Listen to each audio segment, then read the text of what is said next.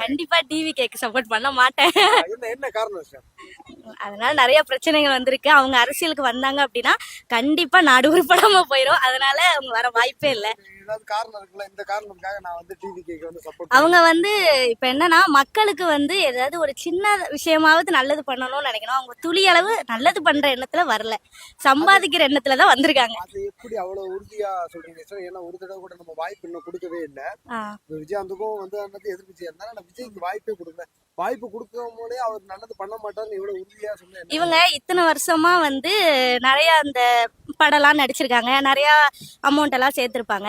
ஒரு சின்னதாவது கஷ்டப்படுற மக்களுக்கு கொஞ்சம் கொடுத்து அவர் ஏதாவது பாத்திருக்காமா? ஒண்ணு கூட அவர் பண்ணதே இல்லை. ஆனா அது அவர் சொந்த காசு. இப்பதான் அரசியலுக்கு வருவாரு, மக்கள் இயக்கமா இருந்து பண்ணியிருக்காரு இல்லைங்களா? அதனால இல்ல, நான் என்ன சொல்றேன்னா அவர் அரசியலுக்கு வரணும் அப்படின்னு நினைச்சிட்டாரு. அப்ப முதல்லயே அவர் சின்ன சின்ன நல்ல விஷயங்களா செஞ்சிருந்தாருன்னா அவர் மேல ஒரு நம்பிக்கை இருந்திருக்கும்.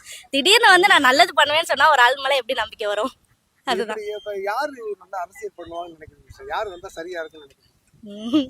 உங்க சொன்னா யாரு வந்தா உருப்படாம தான் பண்ணுவோம். நீங்களா? டிஎம்கே தான் வர வாய்ப்பு இருக்கு. சரி, இது தேமுதிக எப்படி பாக்குறீங்க? விஜயகாந்த் அவருக்கு ஒரு வாய்ப்பு கொடுத்திருக்கணும், அதை மிஸ் பண்ணிட்டோன்னு ரொம்ப பேர் சொல்றாங்க. அதை பத்தி என்ன நினைக்கிறீங்க? விஜயகாந்த் பத்தி எதுவுமே சொல்ல விருப்பம் இல்லை, விட்டுருங்கன்னா போதும். தெரியாது சொல்லுங்க. தெரியாது.